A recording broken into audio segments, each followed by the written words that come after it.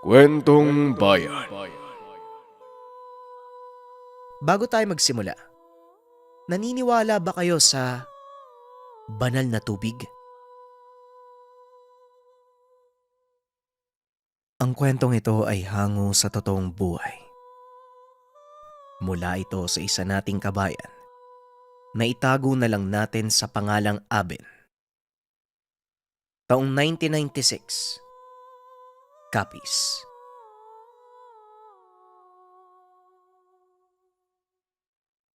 Ano ba yung dala mo? Kanina ka pa hinahanap ng tatay mo, anak. Marami nang nagpapagamot ngayong araw. Wala siyang katuwang doon. Saan ka ba nagsususuot? Wika ni Nanay Cora. Ito ho. Batang santonay. Wala nga lang po mga kamay at paa. Nakita ko po habang naliligo kami sa suba. Di ba sabi ni tatay hindi dapat pinaglalaroan ng mga ganitong santo? Kaya kinuha ko na lang. Kawawa naman po eh. Papaguan ko ng kamay at paa kay Tio Gipo. Tugon ni Aben. Nako kang bata ka. Hindi lahat ng bagay na sira, maaayos pa. Tulad niyan. Masyado nang luma yung hawak mo. Siguro, matagal na yung nababad sa tubig kaya tignan mo. Kulay lumot na. O siya sige, magmadali ka na doon. Kailangan ng katuwang ng tatay mo. Magluluto ako ng tanghalian. Anong oras na rin? Wika ni Nanay Cora. Sumunod naman ang anak sa utos ng ina. Isinantabi na muna ang hawak na sirang santo. Ayon kay Aben, babalikan na lang niya ito matapos ang panggagamot ng ama. Kilalang albularyo si Tatay Nitoy. Halos araw-araw may dumadayo para lang magpagamot sa kanya. Magaling ang matanda hindi lang sa larangan ng panggagamot, maging sa paghilot o hindi kaya naman sa mga sakit na kailangan ng espiritual na gamutan. Pagkarating, naabutan ni Aben ng ama na tinatapos ang paghilot sa pasyente. Hindi nito napansin ang matandang masama din ang pakiramdam. Nakita ito ni Aben, kaya walang pagdadalawang isip niyang inalalayan ito. Dahil sa ilang taong kaagapay ng ama, alam na ng bata ang gagawin kung may ganong sitwasyon. Kumuha siya ng basura na nilagyan ng plastik at ibinigay sa matanda. Inabutan niya din ito ng isang basong maligamgam na tubig nang sa ganon maibsan ang nararamdaman nito. Laking pasasalamat naman ng matandang inabutan niya ng tubig. Sinabing napakabuti ni Aben. Maraming salamat sa iyo, bata, ha. Ay napakasarap naman ng tubig. Lasang asukal. Lalo na't galing sa taong may busilak na kalooban. Balang araw, ikaw ang susunod sa yapak ng ama mo. Pero masigit pa sa kanya ang kakayahang taglay mo. Wika ni Tandang Naro. Nako po lolo, hindi naman po ako albularyo eh. At saka paano po ako magagaya kay tatay? Wala naman po akong alam sa ganyan. Gusto ko lang pong tulungan siya. Hindi naman po niya kayang mag-isa eh. Lalo na ngayon, mas dumadami po yung mga nagpapagamot. Tugon ni Aben.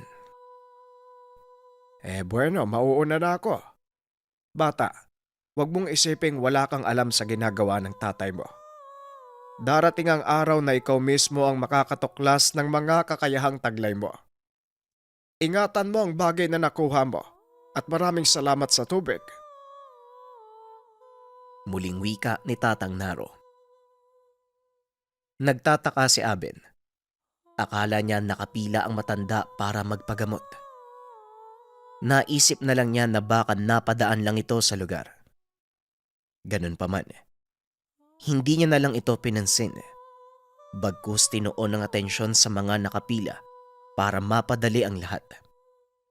Hinanay niya ng maayos ang mga magpapagamot. Binigyan din niya ng tubig ang mga pasyente para hindi sila mauwaw habang hinihintay ang ama. Maya-maya lang, tinawag siya ni Tatay Berto. Nagpapaabot ito ng lana na ibibigay sa manghihilot para kahit hindi na ito pumunta, meron na siyang pamahid sa sakit ng katawan. Ayon kay Tatay Berto, mas mainam itong mapahiran para mas madaling maibsan ang nararamdaman. Gawin lang ito ng 2 beses sa isang araw. Ilang sandali pa inabot ni Aben ang maliliit na bote. Nagtaka ang pasyente kung sino ang batang nakahawak sa laylayan ng damit ni Aben. Sino yung kasama mong bata? Kapatid mo? Mang Berto, may anak ka palang maliit? Tanong ng pasyente.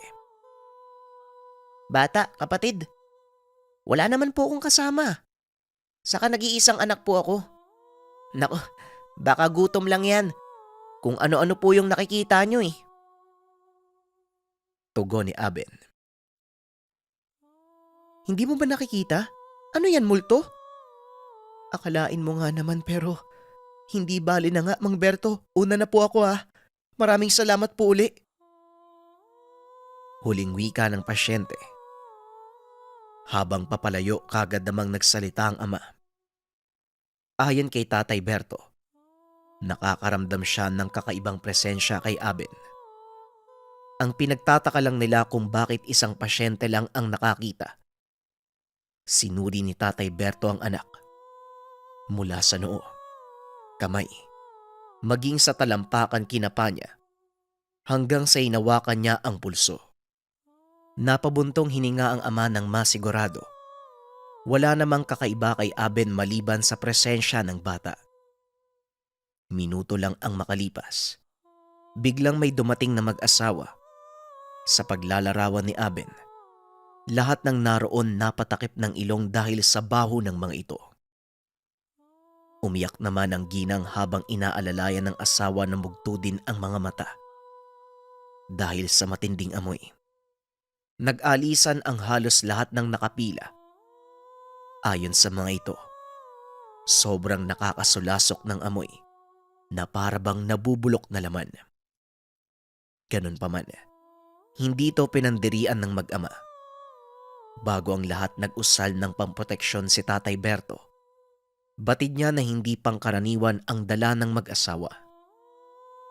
Maging si Aben, napausal na din ayon sa utos ng ama. Nanigurado silang hindi makakahawa ang dalang sakit ng mag-asawa. Kumuha ka ng pampausok. Malakas ang pakiramdam ko, anak. Mapapalaban tayo! O siya, sa mga nakapila po dyan, maaari pong bigyan natin sila ng espasyo. Pagpasensyaan nyo na po. Kailangan ng agarang tulong ng 2. Pwede po ba yung iba? Pumila na lang sa anak ko. Abet, sige na. Ikaw na muna ang umasikaso sa iba. Uunahin ko to. Wika ni Tatay Berto. Sige po. Oo nga po pala, Tay. Hindi ba tayo magsusuot ng pantakip sa ilong? Kahit ako po nasusuka sa amoy. Ayoko man po pero hindi ko po mapigilan. Nasusuka po ako eh. Tugon ni Aben. Tinignan ng ama ang itsura ng anak para mawala ang baho sa paligid. Kumuha ito ng kamangyan. Inilagay na pang pausok ng anak. Pinatakan din niya ng lanang ginagamit sa panghilot. Nagdalawang hanay naman ang pila. Isa sa ama at isa kay Aben. Nakiusap ang binata at nangingi ng pasensya dahil sa nangyari. Ayon sa kanya, hindi niya inaasahan ang pagdating ng mag-asawa. Umalis na ang ibang nakapila at sinabing hindi naman marunong ang bata, pero may ilan pang nanatili sa pila. Nag-umpisa na sa panggagamot ang ama sa kabila. Naglatag naman si Aben ng baso. Tila may bumubulong sa kanya na lagyan ito ng tubig. Ihipan ng usal, ipainom sa mga natirang magpapagamot. Hindi maintindihan ni Aben ang sumunod na nangyari. Basta ang alam ng bata, sinusunod niya lang ang tinig. Para saan ba to, Aben? Kakainom ko lang ng tubig eh, yung binigay mo kanina. Matagal pa kaya yung tatay mo? Baka pag inom ko nito, maihilang ako eh. Wika ng pasyenteng si Marina. Ang naibigay ko sa'yo kanina, panglinis lang ng masamang enerhiya na nasa loob ng katawan nyo. Pero ito naman, banal na tubig na kayang manggamot ng kung anumang nararamdaman nyo. Huwag kayong mag-alala. Simpleng tubig lang yan na susubok sa paniniwala nyo. Tugon ni Aben. Nagtinginan ang lahat sa bata, habang yung iba naman ay nagbubulungan. Nag-iba ang tono ng pananalita ni Aben. Tila ibang tao ang kinakausap nila. Ilang sandali pa, ininom ng mga natirang pasyente ang tubig. Nung una, simpleng tubig nga lang ito. Pero makalipas ang ilang minuto, may tumayo. Tumawa ng malakas. Tumitig ito sa bata. Ang liwanag ng kasama mong bata. Maraming salamat, gumana yung pakiramdam ko. Hindi na sumasakit yung tiyan ko. Maraming salamat! Wika ng pasyenteng si Banoy. Maya-maya pa, nagsitayuan na din ng lahat ng nakiinom ng tubig. Halos lahat ng mga ito binati ang batang nakahawak sa laylayan ng damit ni Aben. Ilang sandali pa, natapos na ang panggagamot ng mag-ama sa mag-asawa. Ayon kay Tatay Berto, kinulam ang mga ito ng dahil sa inggit. Samantala, nagtaka naman si Tatay Berto dahil wala nang lumapit sa kanya na pasyente. Napapaisip kung ano ba ang naganap. May ginawa ka ba, anak? Mukhang marunong ka ng manggamot, ah. Pero napaka-imposible naman. Kanina lang hindi mo nga ako matulungan eh. Tanong ni Tatay Berto. Kahit ako po tay nagtataka eh. May nakikita po ba kayong bata? Sabi ng mga pumila sa akin kanina, meron daw po kong kasama. Ewan ko po, basta sinunod ko lang po yung mga bulong sa tenga ko. Baka po sa araw-araw na pag-aalay sa inyo, natuto po akong manggamot. Tugon ni Aben. Matapos ang araw na yun, naging matunog ang pangalan ni Aben sa buong sityo. Lahat ng mga napagaling sa banal na tubig na nagmula sa kanya, nagpatunay na magaling ang bata. Matapos magapunan, napag-usapan ng mag-anak ang mga nangyari, pero hindi na ikwento ni Aben ang napulot na batong santo. Itinabi niya ito sa kwarto. Gusto munang ayusin ang lahat ng pinsala bago ipakita sa ama. Natutuwa naman si Tatay Berto dahil ayon sa kanya, hindi lang nakakaalalay ang binata, bagkus magiging kalili na sa oras na dagsain muli sila ng magpapagamot. Hindi man araw-araw marami ang pasyente, pero malaking tulong ang pag-alalay ng asawa at anak. Maagang natulog ang pamilya. Samantalang si Aben naman, may bitbit na basahan at planggana ng tubig papasok ng kwarto. Nilinisan niya ang batang santo at binihisan ng maayos. Hindi maintindihan ni Aben sa sarili pero para bang may enerhiya na umahatak sa kanya para gawin ang mga bagay na ito. Inabot na ng hating gabi ang ginagawa. Nakatulog na lang si Aben na nakaupo. Kinaumagahan nagising si Aben. Wala na ang santo sa harapan niya. Hinanap ito ng bata sa lahat ng sulok ng kwarto, pero hindi niya makita. Napabuntong hininga na lang ang bata at inisip na baka kinuha ito ng ina na hindi nagpaalam sa kanya. Nay, nakita niyo po ba yung batang santo? Yung bitbit ko po kahapon? Nilinis ko po yun kagabi. Hindi ko na po alam kung nasa na. Tanong ni Aben. Yung santo. Ando no, sa mesa. San ba galing yon? Cora, binili mo. Pero walang damit. Saka medyo madumi. Aben, linisan mo yon. Maganda yung ilagay sa kubo na pinagagamutan natin. Wika ni Tatay Berto. Ano? Paano po nangyari yun? Nilinis ko na po yan kagabi sa katay. Paano siya nabuo? Kagabi lang walang kamay at paa yan eh. Hindi din ganito yung itsura niya bago ako nakatulog.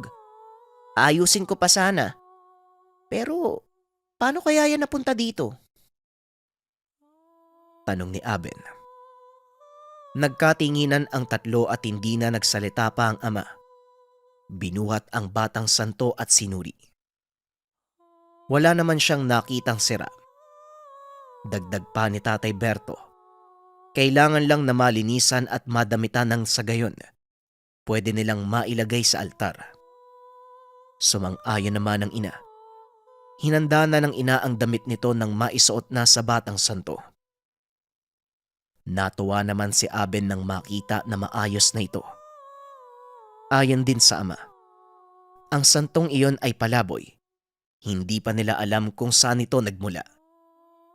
Tanghali na nang may naghanap kay Tatay Berto. Nung araw din na yun, wala silang pasyente maliban sa dalagang tumawag sa ama. Ayon dito, kailangan muli ng tulong ng mga magulang na nagpagamot kay Tatay Berto pero nung nakaraang araw. Ang sabi ng dalaga, akala nila gumaling na ang karamdaman pero pagkagising kinaumagahan, mas lumala ang sakit nila at hindi na makalakad. Akala ko po ayos na yung lahat eh. Akala ko din po hindi kaagad gagaling ang karamdaman ng nanay ko pero bakit po mas lumala? Tulungan niyo po ako. Hindi ko na po alam yung gagawin eh. Wika ni Maria. Kumalma ka, iha. Ay Berto, Aben, ay sige na't puntahan nyo na, nakakaawa naman eh. Hindi ko man alam ang nangyari. Pero sana, malunasan ang sakit ng mga magulang mo. Tugon ni Nanay Cora. Nakatingin lang si Aben sa dalaga. Ilang sandali pa inabutan niya ito ng tubig. Hindi para kumalma. Meron siyang nararamdaman na kakaibang presensya kay Maria. Pinalayo niya ang ina dahil ayon sa bata, baka madamay ito, lalo pat hindi niya kayang maglagay ng pangontra sa sarili. Kagad namang dumistansya si Nanay Cora, habang si Tatay Berto naman, inayos na ang mga dadalhin para sa panggagamot. Abala naman si Aben sa pagsuri sa dalaga. Matapos mainom ang tubig na bigay ni Aben, nagtaka si Maria dahil may naramdaman siyang hagod sa lalamunan. Kagad napawi ang bigat ng loob na nararamdaman. Nagtaka ito kung anong klaseng tubig ang binigay sa kanya. Dahil wala na silang oras, nagmadali na ang mag-ama. Napangiti si Aben sa dalaga. Nakatingin ito sa kanya na tila nagtataka. Habang naglalakad, hindi maiwasan ni Maria na magtanong kung bakit may kasamang maliit na bata si Aben. Napalingon naman si Aben. Maging ang ama wala namang nakikita. Ayon sa dalaga, nakahawak lang ito sa laylayan ng damit ng bata at tahimik lang na nakatitig sa kanila. Nagkipit balikat na lang ang mag-ama dahil wala talaga silang nakikita. Minuto lang ang lumipas, narating na nila ang tahanan ni Maria. Napahinto naman si Tatay Berto nang maramdaman na sobrang bigat ng paligid. Nagbitaw pa ito ng mabigat na salita nang mapagtantong hindi basta sumpa ang ginawa sa pamilya. Bagkus makakadamay ito ng ibang naroon sa oras na hindi malunasan. Nag-usal ng pamproteksyon ang ama habang si Aben naman nagpatuloy sa pagpasok. Tila hindi nito inintindi ang ginagawa ng ama. Nababahala man si Tatay Berto sa ginagawa ng anak. Wala na siyang nagawa dahil mabilis ang kilos ng bata. Bitbit ang lagayan ng tubig. Pinasok ni Aben ang kwarto kung nasaan naroon ang mag-asawa. Ni hindi ito nababahala sa posibleng mangyari sa kanya. Bagkus parang may sanib ito na itinaas pa ang kamay at may binibigkas na mga kataga. Nanlaki ang mga mata ni Tatay Berto nang makita na sumuka ng insekto ang mag-asawa. Nakakasigurado ang matanda na ito ang ginamit ng mambabarang. Inutusan ni Aben ang mga insekto. Nararamdaman naman ni Tatay Berto ang puwersang galing sa mga kataga ng anak. Maging siya hindi lubos akalain na kaya ito ni Aben. Ay, kilala kita. Ngayon kung hindi mo ititigil ang ginagawa mo, yung mga alaga mo ang mismong papatay sa'yo. Bibilang ako. Alam kong naririnig mo ko. Pumasok ka sa pamamahay na to, di ba? Ngayon, linisin at tanggalin mo ang lahat ng sumpang ibinigay mo. Huwag mong intayin na ako mismong mag-utos sa mga alaga mo na patayin ka. Wika ni Aben. Iba na naman ang boses nito. Nanginig ang katawan ng mag-asawa. Alam ni Tatay Berto na naririnig ng mambabarang ang sinasabi ni Aben. Minuto lang ang nakalipas. May pumasok na matandang babae sa tahanan. Purong itim ang suot at may dalang garapon. Sa paglalarawan ni Tatay Berto, nanginginig ang babae habang iniipon ang mga insekto at ibinabalik sa garapon. Hindi inaasahan ng lahat ang pagload nito sa harapan ni Aben. Nagmamakaawa at humingi ng tawad. Maawa ka. May mga anak ako na umaasa sa akin. At saka, hindi ko naman ginawa ang lahat ng ito para lang makapanakit. May kasalanan din sila. Wika ng mambabarang. Kung ano man ang problema, hindi solusyon ang ginawa mo eh. Paano kung nadamay yung walang kinalaman sa gulo? Hindi ako ang magdedesisyon ng lahat. Sila, ang mga taong ginawan mo ng masama. Tugon ni Aben. Nananatiling iba ang boses nito.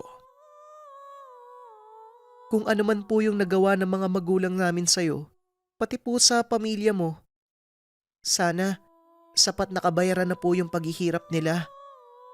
Halos nawalan na po kami ng pag-asa na gumaling sila eh. Ikaw lang pala yung gumawa. Diyos na ang bahala sa'yo. Salamat Aben ha, Tatay Berto.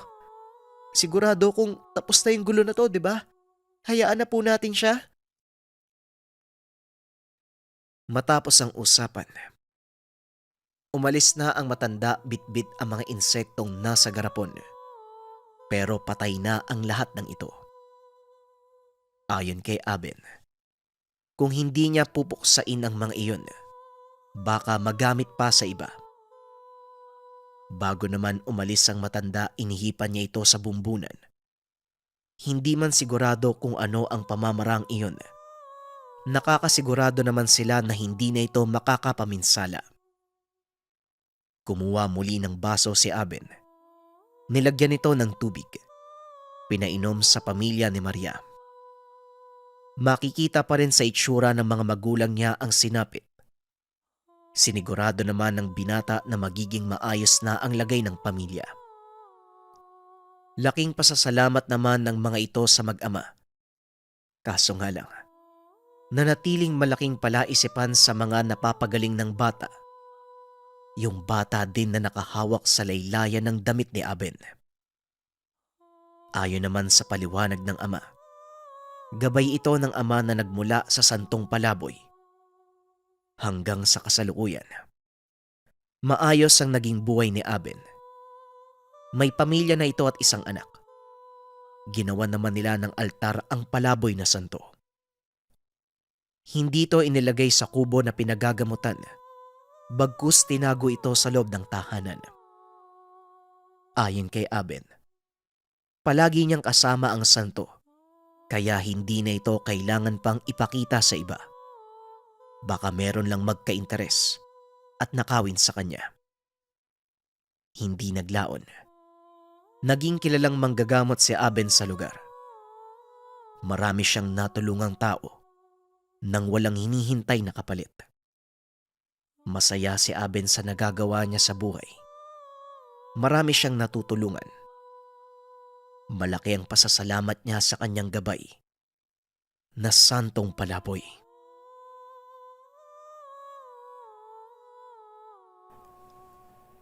Ang kwentong ito ay hango sa totoong buhay. Mula ito sa isa nating kabayan na itago na lang natin sa pangalang Louie. Taong 1987, Iloilo. Ang pamilya ni Louie ay nakatira sa isang barangay sa Iloilo. Bukod sa napakalaki ng sakop ng lugar, marami rin ang pamilyang nakatira. Kaya masasabing maingay talaga ang lugar, lalo na kapag may mga kaganapan. Bagamat masaya manirahan sa lugar, hindi namumuhay sa ganitong paraan si Louie. Bata pa lang siya, mailap na ito sa mga tao. Habang lumalaki, palagi lang itong nakakulong sa tahanan. Ayon naman sa ina, hindi niya hinahayaang makihalubilo ang anak, lalo na sa mga taong mahilig mangutya, dahil may kakaiba kay Louie. Ito ay may napakalaking balat sa muka. Bukod dito, tinubuan din ito ng napakayabong na buhok. Dahil malawak ang sakop, halos matabunan na ang muka ng binata. Pero kahit ganun pa man, kung tutuusin, wala namang masama, lalo pat lumaki na mabuting tao si Louie. Pero minabuti pa rin niya na umiwas para hindi na gaanong makarinig pa ng masamang salita. Dahil sa sitwasyon, kahit ganun ang pagpapalaki sa kanya, may mga pagkakataon na nais ni Louie na makihalubilo. Isang araw, bandang 3:00 ng hapon, dahil walang magawa sa tahanan, lumabas muna si Louie. Sa labas ng bakuran, may mga nakatambay na kasing edad niya.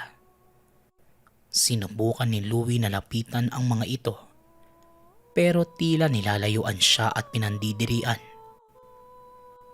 Hindi nagtagal, diretso na itong pumasok ng tahanan. Nagulat ang lahat nang makita si Lolo Loncio na pabalik-balik ng lakad sa kusina. 75 taon na ang matanda, kaya kailangan na itong alagaan.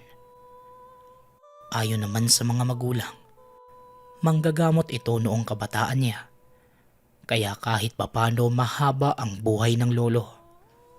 Sa kasalukuyang edad, nagagawa pa nito ang mga bagay na pinagkakabalahan noong binata pa. Habang si Louie naman, bilang taong bahay, palagi niyang kausap si Lolo Loncio. Dahil malalim ang pagkakaintindihan ng dalawa, ito na ang tinuring niyang matalik na kaibigan. Samantala, dahil sa mga nakita, nagmamadali namang pumunta si Louie sa kwarto ng lolo. Naabutan nito ng binata na naghahabol ng hininga. Kahit nanghihina na ang katawan na matanda, nagawa pa rin itong tawagin ang pangalan ni Louie. Sa paglapit ng binata, hindi niya napigilan na tumulo ang mga luha. Hindi na nakapagsalita si Louie at niyakap na lang ang lolo, hanggang sa may iniabot ang matanda sa kamay niya. Pabulong din itong sinabi na itago na muna iyon at kapag nailibing siya, pumunta si Louie sa albularyong si Tandang Empo para alamin ang patungkol doon. Kaagad naman itong tinago ng binata sa bulsa. Hindi na niya muna pinansin pa ang sinabi ng lolo. Bagkus tumugon na lang ang binata na kailangan niyang magpagaling at magpalakas. Pero totoo na may hangganan ang buhay. Pagsapit ng hapon ng mismong araw ding yun, binawian ng buhay si Lolo Loncio. Wala nang nagawa ang pamilya. Matagal naman na ang buhay ng matanda at ayon sa kanila, kinakailangan ng magpahinga ni Lolo Loncio. Magmula ng araw na yon hanggang sa matapos ang lamay ng matanda, nanatiling walang imik si Louie. Palaging nasa sulok lang ng tahanan at maging ang mga magulang, hindi ito makausap ng maayos. Hinayaan naman nila si Louie. Inintindi na lang ng mag-anak na baka hindi pa matanggap ng binata ang lahat. Labis itong nasaktan dahil sa lalim ng ugnayan kay Lolo Lonsyo. Isang umaga, pagkagising pa lang ni Louie, biglang pumasok sa isipan niya na hanapin ang batong bigay ng lolo. Madali naman niya itong natagpuan dahil nakatago yun sa aparador. Pagkahawak ng binata sa bato, doon lang niya ito nakita ng maayos. Ayon sa kanya, isa itong maliit na bato pero hugis ugat.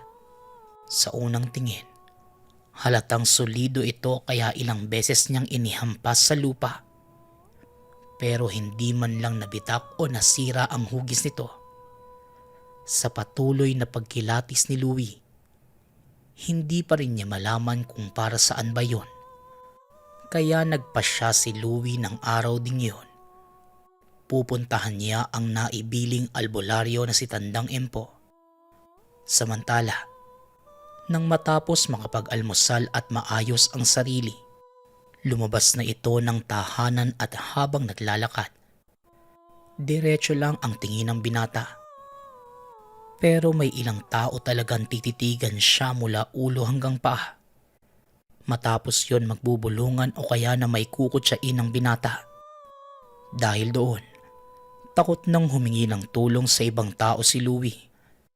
Tinandaan na lang niya ang lahat ng impormasyon na binigay ng lolo. Kabisado niya ang direksyon papunta sa tahanan ni Tandang Empo. Halos 2 oras rin ang nilakad ng binata bago marating. Nang tuluyang makita ang bungad ng tahanan ng albularyo. Dahan-dahan ito sa paglapit. Tatawagin na niya sana si Tandang Empo pero... Oh, bakit ngayon ka lang iho? Ilang linggo na matapos na mailibing ang lolo mo ah. Halika, pasok ka muna. Wika ng matanda. Nang titigan ito ni Louie, doon lang niya napagtanto na ito na si Tandang Empo. Tugma ang itsura ng matanda sa dating deskripsyon ng lolo. Sa pagmamasid ni Louie, marami siyang iba't ibang klaseng mga bato na nakita. Tila ang lahat ng iyon ay napakahalaga kay Tandang Empo dahil meron silang sari-sariling lagayan. Pero ang mas nakaagaw pansin sa binata, nang makita niya ang batong nakapaloob sa napakalinis na bote. Ang batong yon ay pareho sa binigay sa kanya ng lolo. Bago pa man nawala ang lolo mo, matagal ka na niyang naibilin sa akin. Bata ka pa lang, alam ko na ang kahinaan mo, ang takot mo sa mga tao. Napakatapang mo, bata. Diyan ako napawilib sa iyo. Ang nais ko lang sana, kapag naranasan mo na ang mga bagay na ginagawa ng normal na binata, huwag naman sana magbabago ang ugali mo. Panatiliin mong maging mapagkumbaba dahil yon ang nararapat.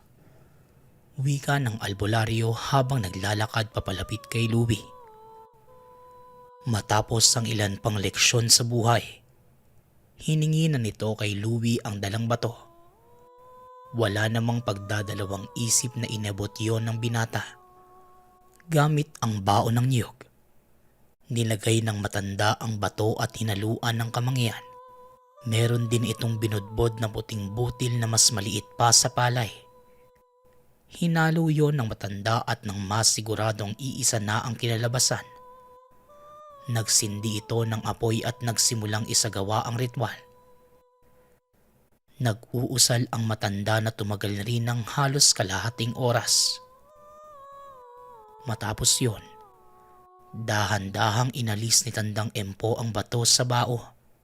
Inilapag sa isang pulang tela. Ang batong ito ay tinatawag na bertod ng puting luya. Bahagi ng ugat ng halamang luya na nagiging bato. Hindi natin alam pareho kung papaano ito nakuha ng lolo mo. Pero hindi naman yun imposible. Magaling siyang albularyo noong kabataan niya. Ang bertud na ito ay maswerte sa negosyo. Bibigyan ka rin ito ng kakayahan sa pakikipagkapwa. Sa kaso mo, nararapat mo itong magamit para mas magkaroon ka ng malawak na koneksyon sa mga tao. Pero tandaan mo lang, hindi sa lahat ng pagkakataon, kinakailangan mong sumang-ayon sa mga tao. Maraming demonyo na umaaligid sa bawat individual. Yon ang pinakamalupit nating kalaban. Wika ng albularyo. Matapos magsalita, iniabot na nito kay Louie ang bertud. Sa muling paghawak ng binata, may naramdaman siya na kakaibang enerhiya sa katawan. Sigurado si Louie na sa bato ito nanggaling. Nang matapos sa mga bilin si Tandang Empo, nagpaalam na ang binata at umuwing nakatali sa bewang ang tangan. Kagaya ng nakagawian, diretso lang sa tahanan ng binata. Dahil alauna pa lang na mga panahong yon, natulog muna ito sa kwarto. Samantala, nang nasa mahimbing ng pagkakatulog, ginising naman ito ng ina at nagwikang may naghahanap sa kanya sa labas. Napakunot ang noo ni Louie dahil ni isang beses wala namang naghanap sa kanya. Bumangon na rin ito at lumabas ng bakuran para silipin. Hindi siya makapaniwala nang makita ang binata na may dalang supot ng gulay. Ito ang binata na minsang nang maliit kay Louie at pinagtawanan siya sa publiko. Nang lapitan naman ito ni Louie, kaagad namang tinapos ng binata ang dating hindi pagkakaintindihan. Ayon dito, naroon lang talaga siya sa tahanan ni Louie para personal na humingi ng tawad. Dahil sa narinig, kahit hindi makapaniwala pero kaagad naman itong pinatawad ang kaharap at tinanggap ang dalang nasa supot. Matapos yon, hindi na nagtagal pa ang binata sa tahanan. Nagpaalam na sa pamilya ni Louie.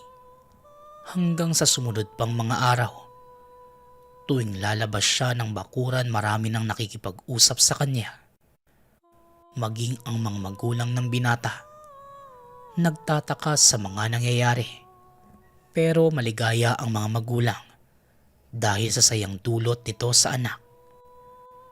Sa araw-araw itong nararanasan ng binata, doon lang niya napagtanto na ang lahat ng iyon ay dahil sa tanga na bertud. Ginumpirma pa niya yon kay Tandang Empo.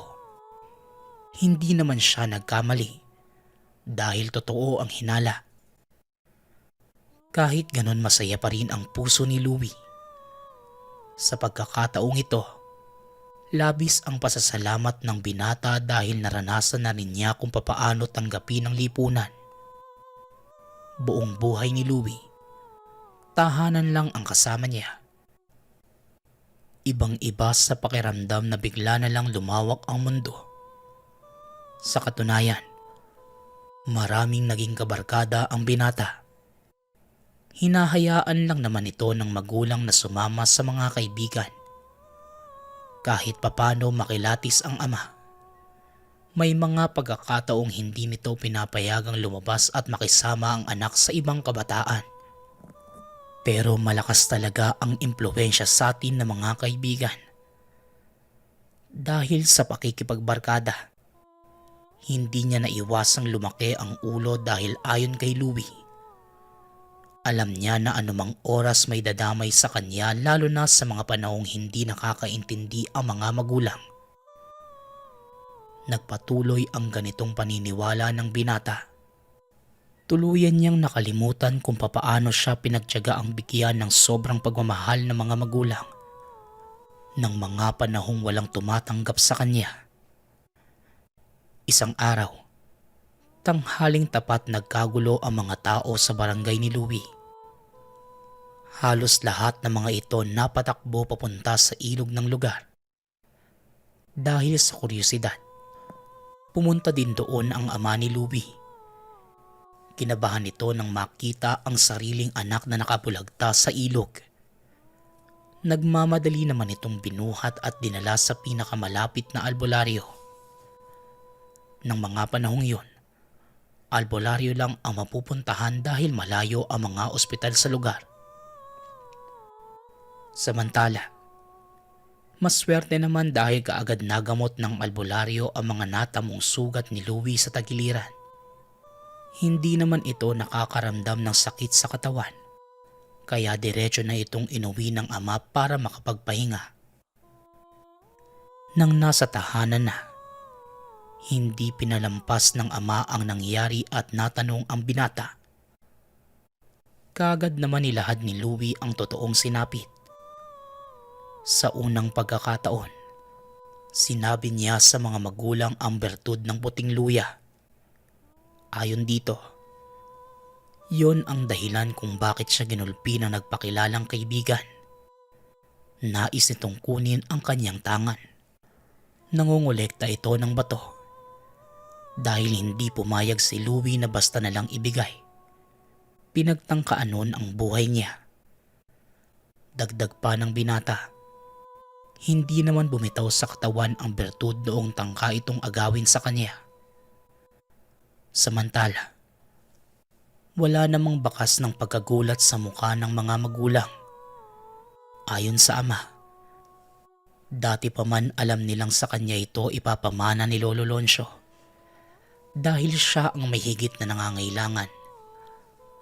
Dagdag pa ng ama, ang bertud ay nagbibigay ng subok kung karapat dapat ba ito sa nagtatangan. Pero sa puntong yon, sinabi ng ama na hindi yon maaaring mapa sa kanya. Dahil kahit sa napakababaw na rason, nagawa na niyang talikuran ang mga magulang. Dahil sa narinig, hindi naman kaagad nakaimik ang binata. Maya-maya pa, bigla itong nakaramdam ng pangangati sa bewang. Nang silipin ang bertud, imbes na puti ay purong itim na ito na tila nasunog. Kaagad na napatanong ang binata kung ano ang nangyari. Tumugon naman ang ama. Isa itong senyales ng hindi pagsang-ayon ng bertud sa nagtatangan. Kahit gustuhin pumunta kay Tandang Empo para maitanong ang mga nangyari, hindi na nagawa ng binata dahil sa sakit na iniinda. Nang sumunod pang mga araw, nanatili lang si Louie sa tahanan. Hinintay ang paghilom ng mga sugat. Sa mga panahong yon, suot pa rin ni Louie ang bertud pero hindi kagaya ng dati.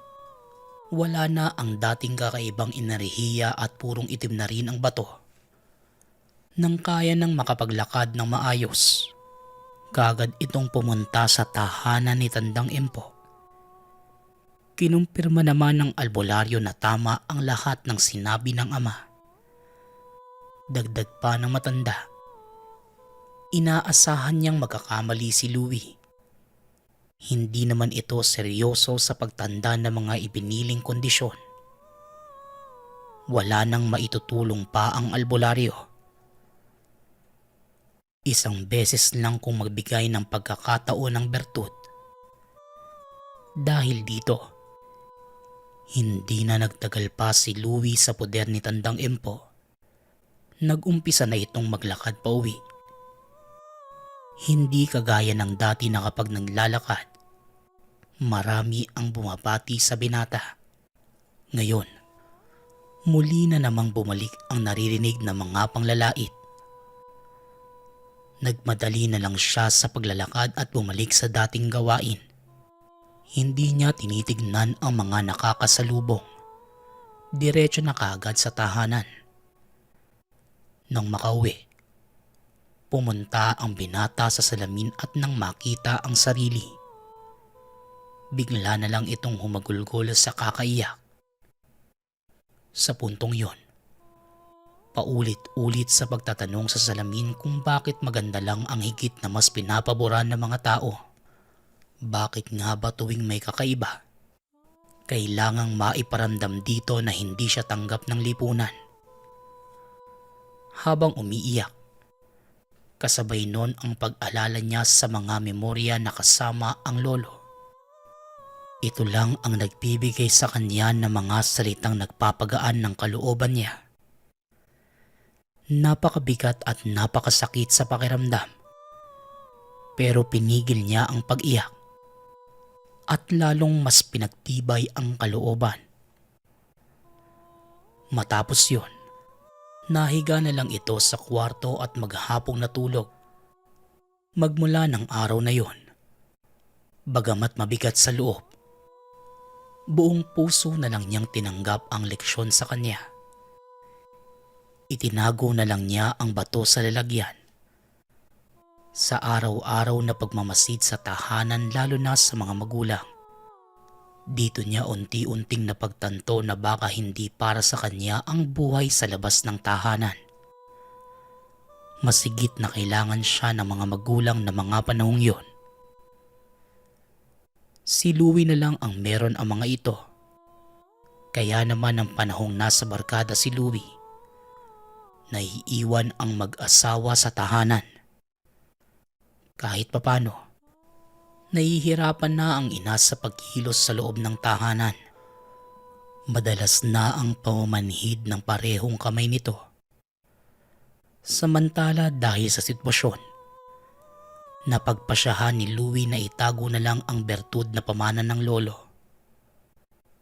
Lumipas pa ang 7 taon. Nagkaroon na rin ng sariling pamilya si Louie. Bagamat kakaiba ang itsura, may itinakda pa ring babae ang itaas para sa kanya.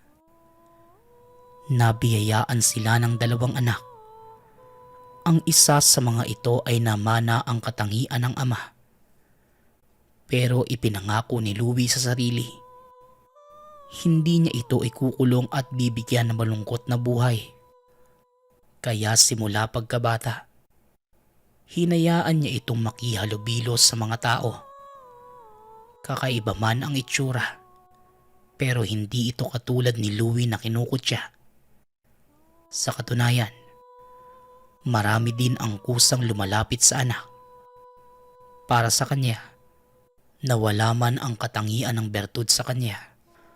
Ngunit sa lahat ng yon, masaya pa rin si Louie dahil napunta sa anak ang kakayahan ng bertud ng puting luya.